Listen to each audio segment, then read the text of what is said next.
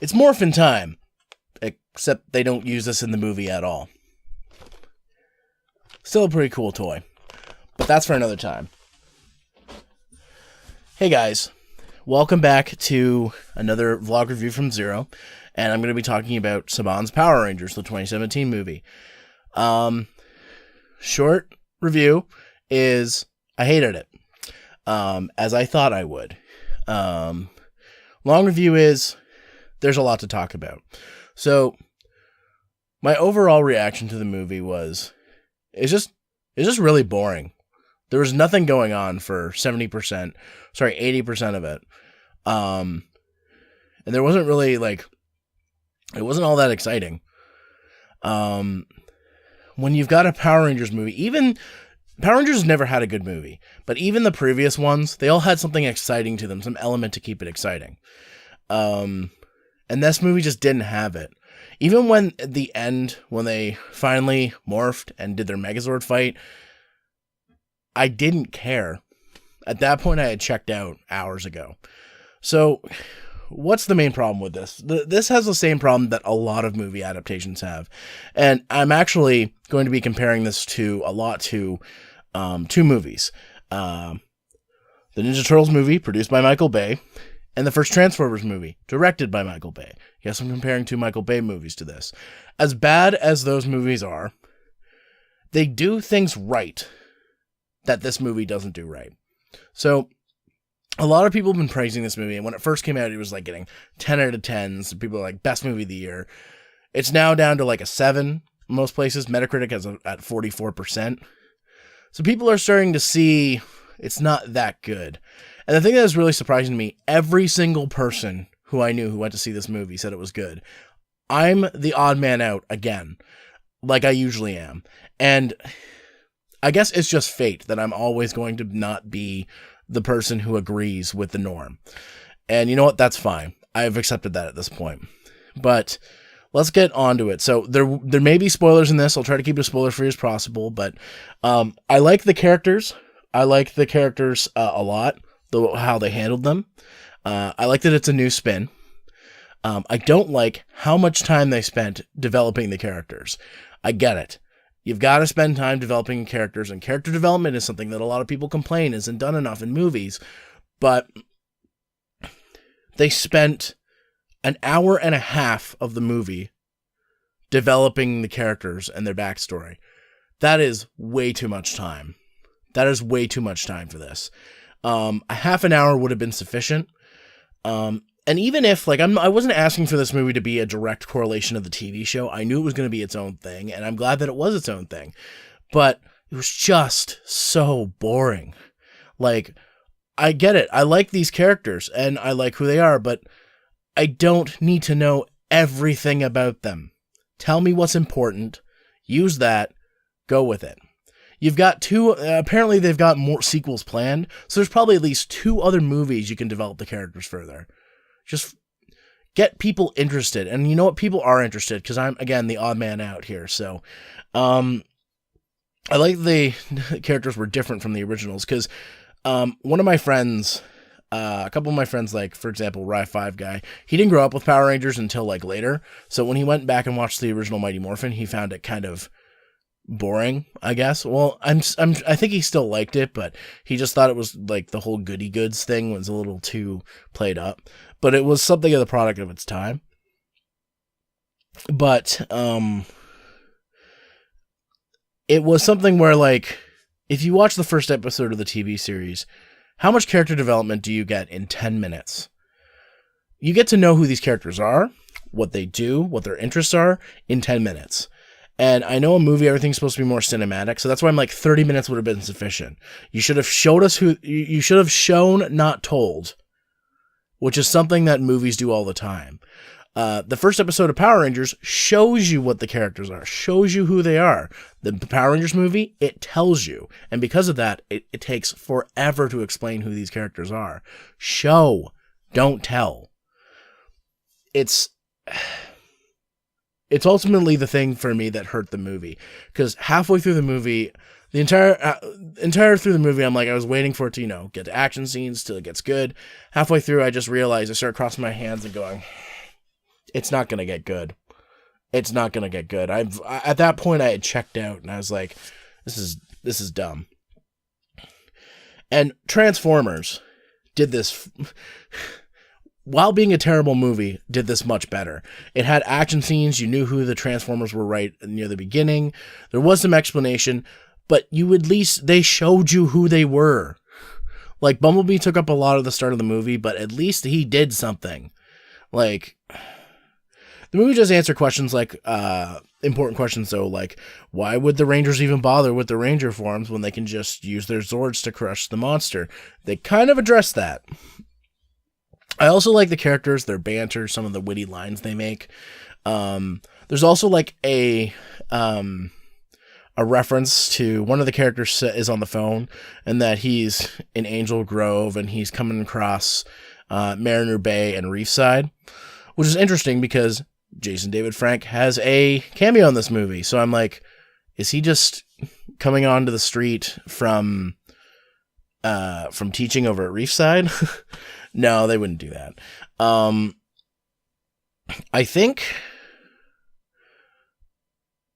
the other thing that I want to talk about is I think that once it got to Alpha, that's when I kind of knew that I wasn't going to like the movie. Not that I say Alpha was the reason, but once I got to that point, once I got to Alpha and Zordon, I just at that point I knew I wasn't going to like the movie. I love the intro to the movie. I think they did a great job establishing some kind of backstory for Power Rangers, but it's Zordon and Alpha themselves were not handled well, and they kind of dragged the story down a little bit for me. The action scenes, if you're going to see this movie, just watch it for the last half an hour where all the action scenes are, because that's honestly the best part of the movie. The Megazord looks awesome. Goldar looks stupid, and I hated his dumb face, which he didn't have a face, so there you go. It's hard to hate something you don't have. I love the design of Rita. I like the way she was probably one of my favorite characters in the movie, next to Zach, or not Zach, Billy. Zach and Billy. I like both of them. And I think she did the most in the movie, which I really like. So, I guess I don't want to go too far into this, but I thought the visual effects were fine. I thought it was stupid that they didn't use the morphers to morph. The way they have to morph is kind of dumb, and they can't do it. Okay, this is going to be a bit of a spoiler, so if you don't want to get spoiled, skip to the end of the video or stop here.